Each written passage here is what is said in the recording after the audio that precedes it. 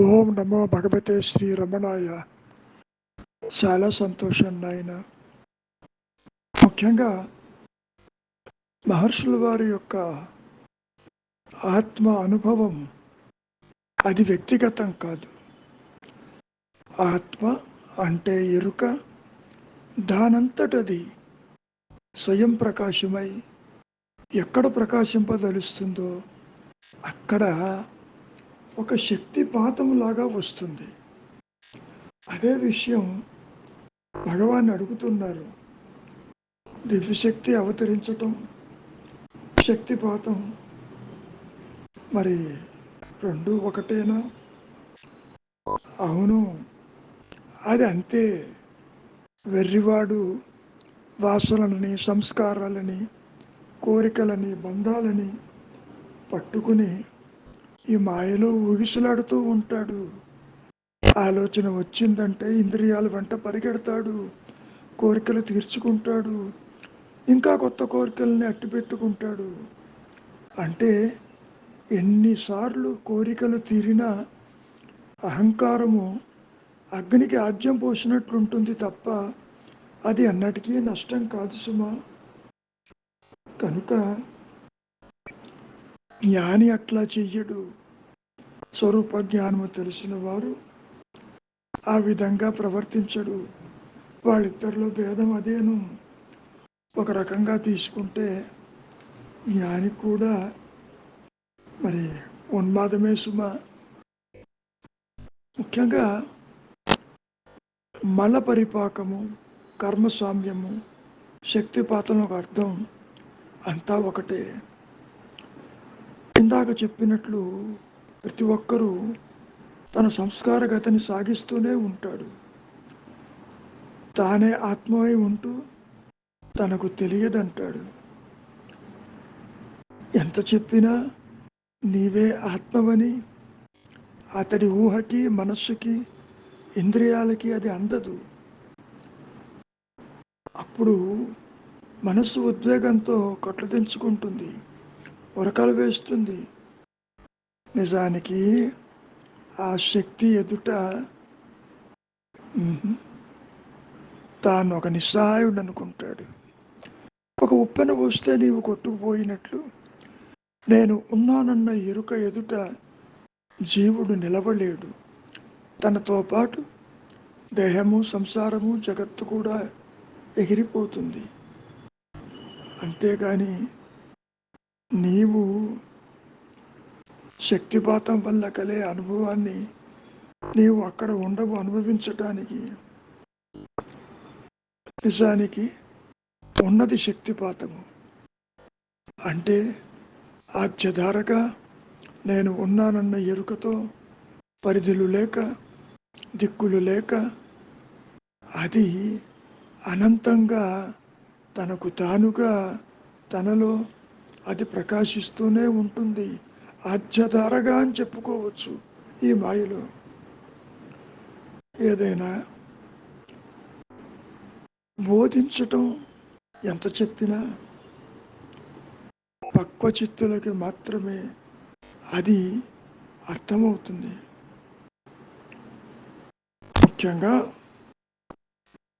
ప్రతి ఒక్కరూ ఈ మనోనాశము, చిత్త ఏకాగ్రత, స్వరూప జ్ఞానము ఇవన్నీ కూడా సమానమైన అర్థాలే సుమ. ఇందులో ఎన్ని రకాలుగా మనం ఇక్కడ చెప్పుకున్న ఆత్మస్థితిని ఎవరు వర్ణించగలరు? ఆదిశేషుడు సహితము అందరిది కదా. దీనికి కారణం ఏమిటి అంటే చీకటి వెలుగుల్లాగా, జ్ఞాన అజ్ఞానాల్లాగా ఇటువంటి ద్వంద్వానికి అతీతమైనటువంటి స్థితే ఆత్మస్థితి. ఆ శక్తిపాతంలో సృష్టి ఉండదు. ఆ శక్తిపాతంలో ఎదుట ఏ ఒక్కటి నిలవదు.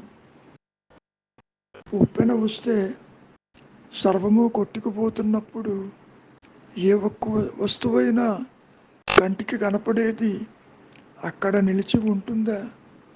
ఉండదు కదా. కనుక సత్యము ఏది అన్నప్పుడు అది నీవై ఉన్నావు. అహం బ్రహ్మస్మి, అది సత్యము.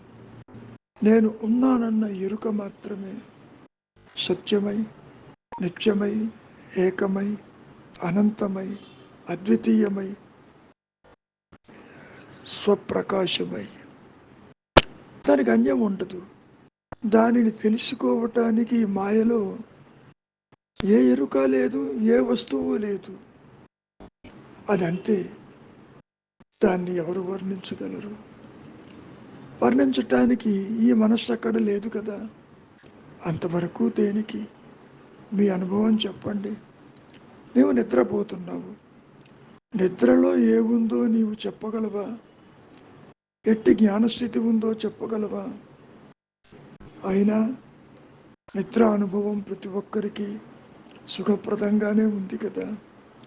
అహంకారము తల ఎత్తకపోతే ఆ నిద్రాస్థితి మరి కంఫర్ట్ అనే అంటావు కదా. ప్రతి ఒక్కరూ చక్కగా పక్క వేసుకుని శరీరం మీద పడుకుని పక్క మీద పడుకుని ఆ శరీరాన్ని వదిలిపెట్టిపోతున్నాడుగా. శరీరం వదిలిపెట్టేటప్పుడు నీకు ఏమైనా ఇబ్బంది ఉందా? లేదుగా. ఎక్కడో ఉంటుంది నీ శరీరము. నీవుగా సుషుప్తావస్థలో అక్కడ వృత్తిరాహిత్యమై ఆనందమయ కోశంతో నీ వాసనని ఒక పిసిని కొట్టు తల కింద పెట్టుకున్నట్టుగా పెట్టుకుని పడుకుంటాడు. ఎంతసేపు ఉండాలనేది కర్మ నిర్ణయిస్తుంది. అది వీడి చేతుల్లో లేదు. నిద్ర ముంచుకొచ్చింది అంటున్నావు. నీవు కావాలని నిద్రించలేవు. సర్వాన్ని నడిపేది ఆ ఉచ్చత శక్తి. నిద్ర అంటే ఏమనుకుంటున్నావు? నిద్ర అంటే జ్ఞానమయ స్థితి. ఏమీ తెలియదని నువ్వు అనుకుంటున్నావు. ఇక్కడేమో అంతా తెలుసునంటున్నావు జాగ్రత్తావస్థని. ఈ జాగ్రత్తావస్థ పూర్తిగా అజ్ఞానజనితము, స్వప్నతుల్యము, అనిత్యము, అసత్యము, ఉనికి లేనిది. అయినా కానీ జనబాహుళ్యంలో ఇది మాత్రమే సత్యముగా, నిత్యముగా కోరికలు తీర్చుకోవటానికి, దేహాత్మ బుద్ధిని పెంచుకోవటానికి, కొత్త కొత్త వాసనలను చేకూర్చుకోవటానికి ఈ ద్వైత జ్ఞానము, పరిమితమైన జ్ఞానము, నేను దేహం అన్నటువంటి ఈ వ్యక్తిత్వము పడిపోకుండా తాను అనుక్షణము ఏదో ఒక ఆలంబన తీసుకుని అది దాని వృత్తిని, దాని ఉనికిని ఎక్స్టెండ్ చేస్తూ పోతుంది. అది నష్టమవుతుందంటే ఏ పని చెయ్యదు. ఇంకా తాను మిగిలి ఉండటానికి అదిగో ఆ క్యాటర్ పిల్లర్లో ఉంటుందే ఆ చిన్న పురుగు, ముందు కాళ్ళతో పట్టుకుని పట్టు చిక్కాక వెనక్కాళ్ళు తీసుకుంటుంది కదా.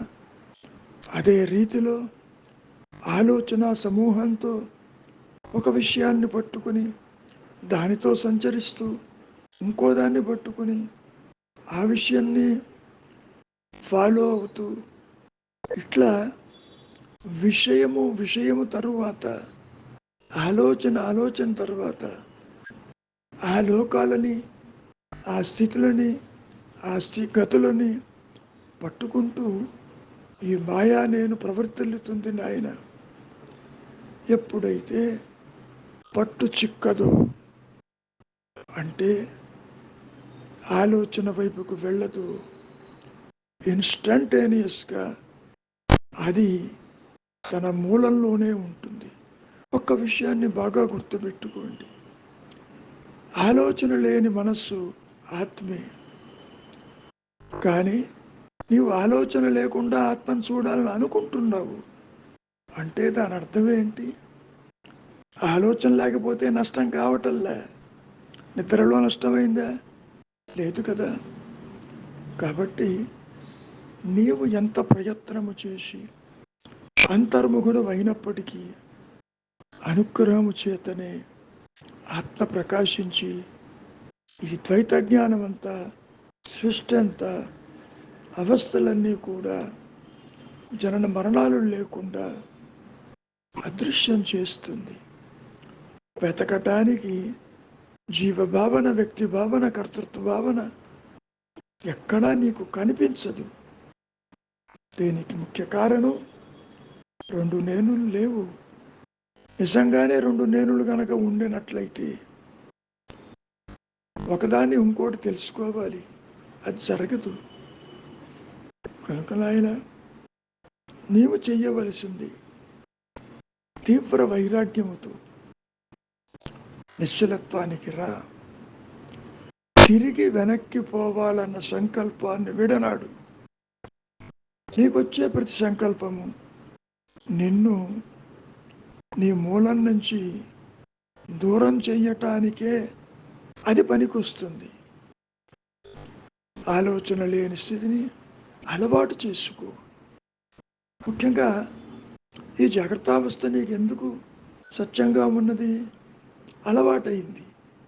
నిద్ర లేచేప్పటి నుంచి కర్మలు ఆచరించటం, కర్మ ఫలితాలు పొందటం, సుఖించటం, దుఃఖించటం, నిద్రించటం, పుట్టడం, నశించటం, ఇవన్నీ ఎక్కడ జరుగుతున్నాయి? ఇదిగో ఈ జాగ్రత్తావస్థ అనే స్వప్నంలో జరుగుతుంది.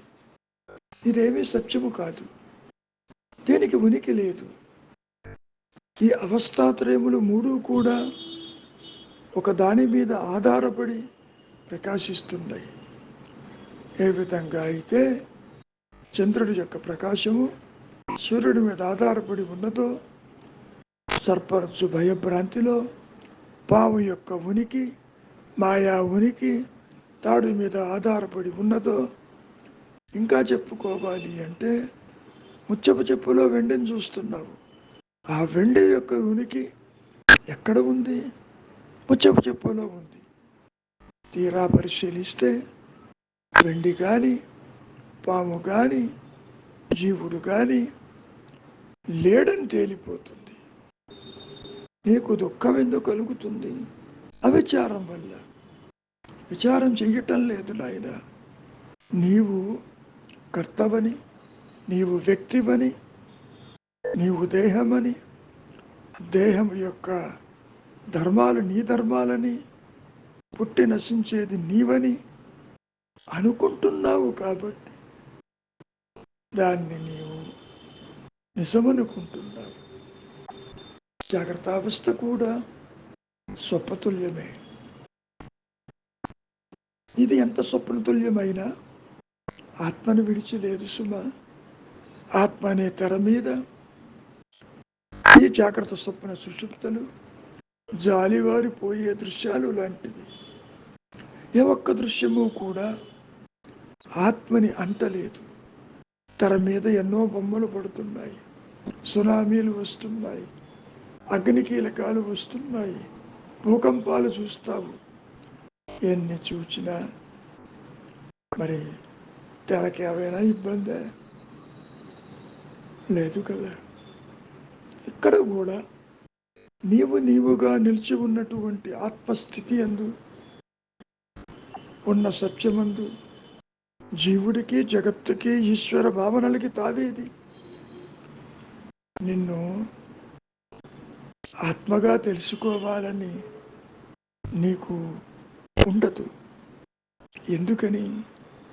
ద్వైత జ్ఞానము సత్యం అనుకుంటున్నావు, దేహం పుట్టుక సత్యం అనుకుంటున్నావు.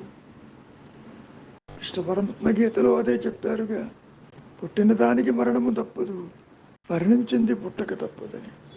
మరి నీవో జనన మరణాలకు అతీతుడవు. అసలు ఈ వ్యక్తిత్వం ఉందేమో చూడు, చూడవలసింది నీవే. మహర్షి ఎన్ని చెప్పినా అది నీకు ఉపయోగం లేదు, ఉపయోగపడదు. మహర్షి ఎవరికి ఆత్మజ్ఞానం అందించరు, ఏది కాదో సూచిస్తారు. అది అంతవరకే సుమా. అనుగ్రహం చేతనే, శ్రద్ధ చేతనే ఆ స్వరూప జ్ఞానము ఎప్పుడు ప్రకాశించదలిస్తే తాను ప్రకాశించి ఈ మనం చెప్పుకునే ఈ దేహాత్మ బుద్ధి, జనన మరణాలు ఈ అవస్థాత్రయములు, ఈ జగత్తు అదృశ్యమైపోతుంది నాయన. ఉండదు. చూచే నేను లేకపోతే చూడబడే దృశ్యాలు ఎక్కడ? మరి ఆత్మ చూడదా అని అడుగుతున్నావు. ఆత్మ దేనిని చూడదు. అసలు అహంకారాన్ని గుర్తించదు. తనకు తానే ఉంటుంది. మంచిది. మౌనమే నీ సహజత్వము, నీ ధర్మము, నీ ఉనికి, నీ భాష కూడా.